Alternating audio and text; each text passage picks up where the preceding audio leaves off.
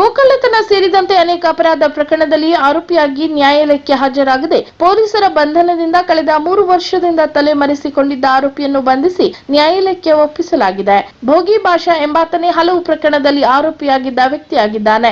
ಈತ ಶಿವಮೊಗ್ಗ ಜಿಲ್ಲೆಯ ಶಿಕಾರಿಪುರದ ಶಿರಾಳಕೊಪ್ಪದ ಹಳ್ಳೂರು ಕೆರೆ ನಿವಾಸಿಯಾಗಿದ್ದು, ಈತನ ಮೇಲೆ ಜಿಲ್ಲೆಯ ಭಟ್ಕಳ ಗ್ರಾಮೀಣ ಠಾಣೆಯಲ್ಲಿ ಜಾನುವಾರು ಕಳ್ಳತನ, ಸಿದ್ದಾಪುರ ಠಾಣೆಯಲ್ಲಿ ಮಂದಿರ ಕಳ್ಳತನ ಹಾಗೂ ಶಿವಮೊಗ್ಗ ಜಿಲ್ಲೆಯ ಹೊಸನಗರ, ದೊಡ್ಡಪೇಟೆ, ಶಿರಾಳಕೊಪ್ಪದ ಹಿರೇಕೆರೂರು, ಸೊರಬ, ಶಿಕಾರಿಪುರ ಪೊಲೀಸ್ ಠಾಣೆಗಳಲ್ಲಿ ಹಲವು ಪ್ರಕರಣಗಳು ದಾಖಲಾಗಿದ್ದವು. ಇನ್ನು ಇದೀಗ ಬಂಧನಕ್ಕೆ ಒಳಗಾಗಿರುವ ಆರೋಪಿ ಸುಮಾರು 15ಕ್ಕೂ ಹೆಚ್ಚು ಪ್ರಕರಣದಲ್ಲಿ ಭಾಗಿಯಾಗಿದ್ದಾನೆ ಎನ್ನಲಾಗಿದ್ದು, ಜಾನುವಾರು ಕಳ್ಳತನದ ಬಗ್ಗೆ ಹೆಚ್ಚಿನ ಪ್ರಕರಣಗಳು ಈತನ ಮೇಲಿದೆ. ಇನ್ನು ಈತ ತೀರ್ಥಹಳ್ಳಿ ಪೊಲೀಸ್ ಠಾಣೆಯಲ್ಲಿ ದೀರ್ಘಕಾಲದ ಪ್ರಕರಣದಲ್ಲಿ ತಲೆಮರೆಸಿಕೊಂಡ ಆರೋಪಿಯಾಗಿದ್ದಾನೆ.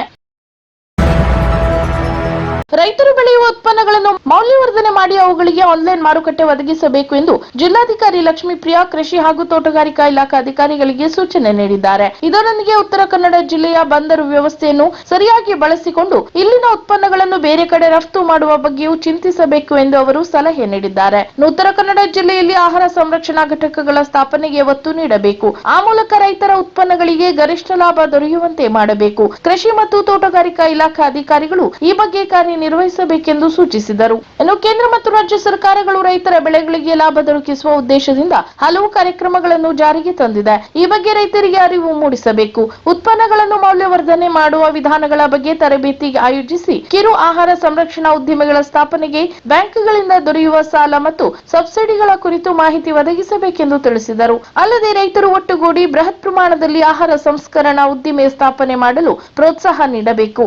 ರೈತ ಉತ್ಪಾದಕ ಸಂಸ್ಥೆಗಳು ಇನ್ನಷ್ಟು ಪರಿಣಾಮಕಾರಿಯಾಗಿ ಕಾರ್ಯನಿರ್ವಹಿಸುವಂತೆ ನೋಡಿಕೊಳ್ಳಬೇಕು ಎಂದರು. ಅಂತೆಯೇ ಜಿಲ್ಲೆಯಲ್ಲಿನ ಬಂದರುಗಳನ್ನು ಬಳಸಿಕೊಂಡು ರೈತರ ಮೌಲ್ಯವರ್ಧಿತ ಉತ್ಪನ್ನಗಳನ್ನು ರಫ್ತು ಮಾಡುವ ಕುರಿತಂತೆ ಅಧಿಕಾರಿಗಳು ಗಮನ ಹರಿಸಬೇಕು. ರೈತರ ಉತ್ಪನ್ನಗಳನ್ನು ವೈಜ್ಞಾನಿಕ ರೀತಿಯಲ್ಲಿ ಮೌಲ್ಯವರ್ಧನೆ ಮಾಡುವ ಕುರಿತಂತೆ ಕೇಂದ್ರೀಯ ಆಹಾರ ತಾಂತ್ರಿಕ ಸಂಶೋಧನಾಲಯದ ವಿಜ್ಞಾನಿಗಳ ನೆರವು ಪಡೆಯಬೇಕು. ಉತ್ಪನ್ನಗಳಿಗೆ ಬ್ರ್ಯಾಂಡಿಂಗ್ ಮಾಡಲು ಮತ್ತು ಆನ್ಲೈನ್ನಲ್ಲಿ ಸೂಕ್ತ ಮಾರುಕಟ್ಟೆ ವ್ಯವಸ್ಥೆ ಒದಗಿಸುವ ಕುರಿತು ಕಾರ್ಯೋನ್ಮುಖರಾಗಬೇಕೆಂದು ಸೂಚಿಸಿದರು. ಬ್ಯಾಂಕುಗಳು ಸಣ್ಣ ಪುಟ್ಟ ಕಾರಣ ನೀಡಿ ರೈತರ ಸಾಲದ ಅರ್ಜಿಗಳನ್ನು ತಿರಸ್ಕರಿಸದಂತೆ ನೋಡಿಕೊಳ್ಳಬೇಕು. ದಾಖಲೆ ಕೊರತೆ ಇದ್ದಲ್ಲಿ ಆ ದಾಖಲೆ ಪೂರೈಸುವಂತೆ ಮನವರಿಕೆ ಮಾಡಬೇಕೆಂದು ಬ್ಯಾಂಕ್ ಅಧಿಕಾರಿಗಳಿಗೂ ಸಹ ಇದೇ ವೇಳೆ ಸೂಚಿಸಿದರು. ಓಮನ್ ದೇಶದ ರಾಜಧಾನಿ ಮಸ್ಕತ್ನಲ್ಲಿ ವಿಶ್ವವಾಣಿ ಪತ್ರಿಕೆಯ ಪ್ರಾಯೋಜಕತ್ವದಲ್ಲಿ ಜನವರಿ 31ರಂದು ನಡೆಯಲಿರುವ ಪ್ರತಿಷ್ಠಿತ ಗ್ಲೋಬಲ್ ಅಚೀವರ್ಸ್ ಪ್ರಶಸ್ತಿಗೆ ಶಿರಸಿಯ ಡಾಕ್ಟರ್ ಶ್ರುತಿ ಹೆಗಡೆ, ರಾಘವೇಂದ್ರ ಠಾಣೆ ಹಾಗೂ ಡಾಕ್ಟರ್ ಅಜಯ್ ಹೆಗಡೆ ಇವರು ಆಯ್ಕೆಯಾಗಿದ್ದಾರೆ. ಶಿರಸಿ ತಾಲೂಕಾ ಮಡಿವಾಳ ಸಮಾಜದ ಸಂಘ ಸಮಾಜದ ಬಂಧುಗಳೇ, ಕಳೆದ 20 ವರ್ಷಗಳಿಂದ ಸಮಾಜದ ಕಾರ್ಯಕರ್ತರ ಹೋರಾಟ, ಪರಿಶ್ರಮ ಹಾಗೂ ದಾನಿಗಳ ಸಹಾಯ ಸಹಕಾರದಿಂದಾಗಿ ಇದೇ ಬರುವ ಫೆಬ್ರವರಿ 1ರಂದು ಕುಲಗುರು ಶ್ರೀ ಮಾಚಿದೇವ ಜಯಂತಿಯ ದಿನದಂದು ಶಿರಸಿಯ ಟಿಎಸ್ಎಸ್ ರಸ್ತೆಯ ಪಕ್ಕದಲ್ಲಿ ನಿರ್ಮಾಣವಾಗಿರುವ ಸುಂದರವಾದ ಶ್ರೀ ಮಾಚಿದೇವ ಸಮುದಾಯ ಭವನ ಕಟ್ಟಡ ಉದ್ಘಾಟನೆಗೊಳ್ಳಲಿದೆ.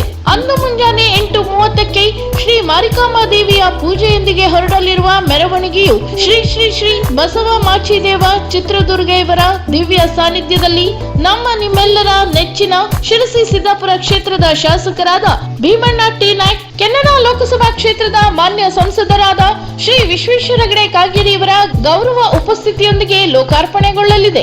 ಈ ಸುಸಂದರ್ಭದಲ್ಲಿ ಮಡಿವಾಳ ಸಮಾಜದ ರಾಜ್ಯಾಧ್ಯಕ್ಷರಾದ ಶ್ರೀ ನಂಜಪ್ಪ ಹಾಗೂ ಸಮಾಜದ ಗಣ್ಯಾತಿ ಗಣ್ಯರು ಉಪಸ್ಥಿತರಿರಲಿದ್ದು ಕಾರ್ಯಕ್ರಮವನ್ನು ಯಶಸ್ವಿಗೊಳಿಸಲಿದ್ದಾರೆ. ಈ ಸಂದರ್ಭದಲ್ಲಿ ಸಮಾಜದ ಎಲ್ಲ ಬಾಂಧವರು ಹಾಜರಿದ್ದು ಕಾರ್ಯಕ್ರಮವನ್ನು ಚಂದಗಾಣಿಸಿಕೊಡಬೇಕಾಗಿ ಕೇಳಿಕೊಳ್ಳುತ್ತೇವೆ. ಸರ್ವರಿಗೂ ಆದರದ ಸ್ವಾಗತವನ್ನು ಕೋರುವವರು ಅಧ್ಯಕ್ಷರಾದ ಶ್ರೀ ಐಜಿ ಗಿಡ್ಡನ್, ಪ್ರಧಾನ ಕಾರ್ಯದರ್ಶಿ ಶ್ರೀ ಮೋಹನ್ ಆರ್ ಮಡಿವಾಳ್ ಹಾಗೂ ಪದಾಧಿಕಾರಿಗಳು ಮತ್ತು ಸಮಿತಿಯ ಸದಸ್ಯರುಗಳು.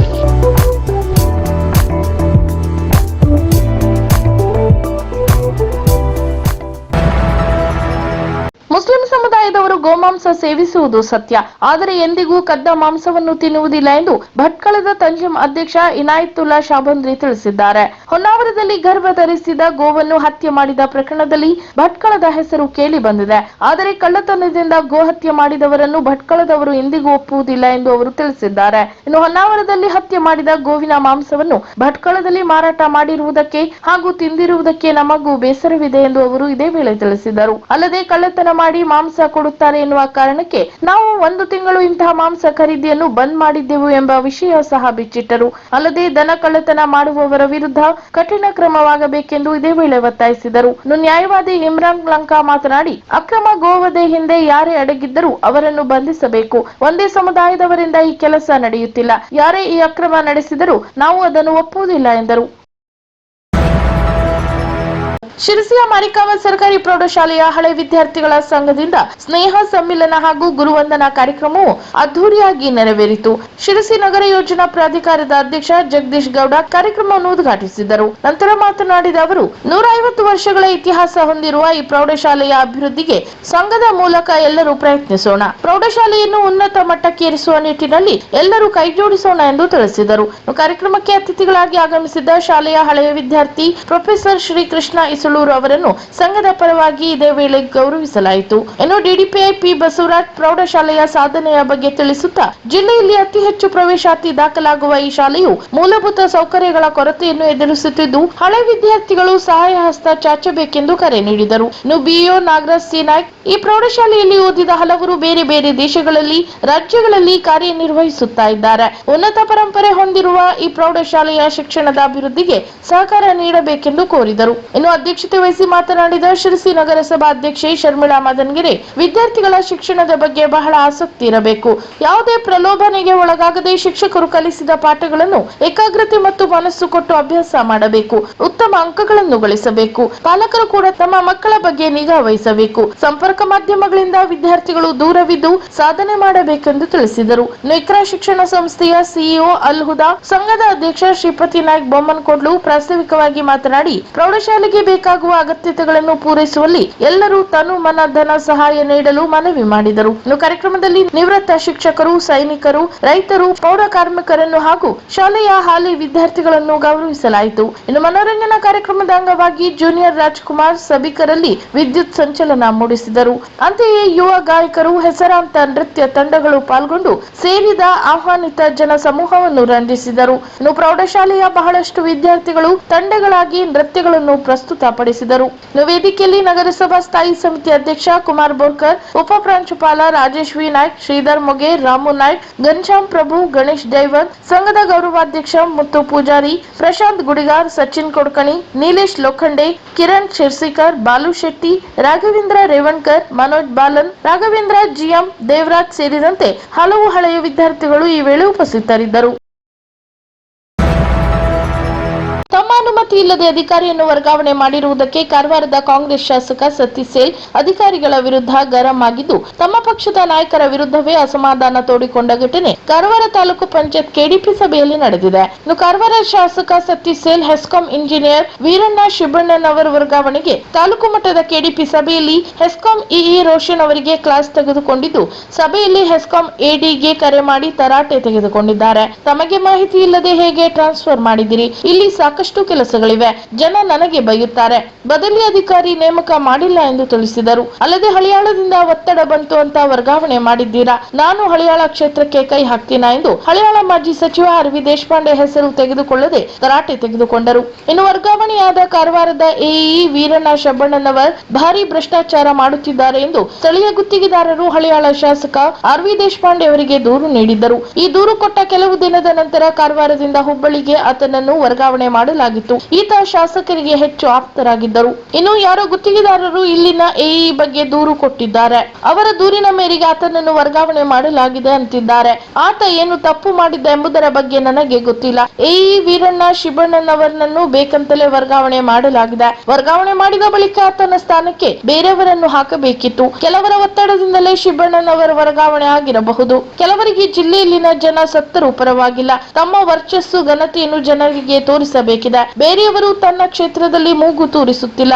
ಜನ ಸತ್ತರೂ ಪರವಾಗಿಲ್ಲ, ತನ್ನ ಕೆಪಾಸಿಟಿ ಘನತೆ ತೋರಿಸಬೇಕಿದೆ. ಮನಸ್ಸು ಮಾಡಿದ್ರೆ ನಾವು ಮೂಗು ತೋರಿಸಬಹುದು, ಆದ್ರೆ ಈ ರೀತಿ ಮಾಡುವುದು ತಪ್ಪು. ಅದನ್ನು ಮಾಡಬಾರದು ಎಂದು ತಿಳಿಸಿದರು. ಶಿರಸಿ ತಾಲೂಕಿನಲ್ಲಿ ವಾಮಾಚಾರಿಗಳ ಸಂಖ್ಯೆ ಹೆಚ್ಚಾದಂತೆ ಕಾಣುತ್ತಿದೆ. ಶಿರಸಿ ತಾಲೂಕಿನ ಕುಳುವೆ ರಸ್ತೆಯಲ್ಲಿರುವ ಸ್ಮಶಾನ ಎದುರಿನ ಕಚ್ಚಾ ರಸ್ತೆಯಲ್ಲಿ ಅಮಾವಾಸ್ಯೆ ರಾತ್ರಿ ವಾಮಾಚಾರ ನಡೆಸಿರುವುದು ಕಂಡು ಬಂದಿದೆ. ರಸ್ತೆಗೆ ಅಡ್ಡಲಾಗಿ ಕುಂಕುಮ, ಲಿಂಬು, ಬಟ್ಟೆ ಹಾಕಿ ಜನರು ದಾಟದಂತೆ ಮಾಡಲಾಗಿದ್ದು, ಯಾರು ಮಾಡಿದ್ದಾರೆ, ಯಾಕೆ ಮಾಡಿದ್ದಾರೆ ಎನ್ನುವುದೇ ನಿಗೂಢವಾಗಿದೆ. ಇನ್ನು ಬೆಳಗ್ಗೆ ಈ ರಸ್ತೆಯಲ್ಲಿ ಸಂಚರಿಸುತ್ತಿದ್ದ ಜನರಿಗೆ ಕುಂಕುಮ, ಲಿಂಬು, ಬಟ್ಟೆ ಬಿದ್ದಿರುವುದನ್ನು ಕಂಡು ಹೆದರಿ ವಾಪಸ್ ತೆರಳಿದ್ದಾರೆ ಎನ್ನುವ ಮಾಹಿತಿ ಕೂಡ ಲಭ್ಯವಾಗಿದೆ. ಇನ್ನು ಇದನ್ನು ನೋಡಿದರೆ ಮುಂದುವರೆದ ತಾಂತ್ರಿಕ ಯುಗದಲ್ಲೂ ಮಾಂತ್ರಿಕ ಯುಗ ಹಿಂದೆ ಬಿದ್ದಿಲ್ಲ ಎಂದು ತೋರಿಸಿಕೊಡುವಂತಿದೆ.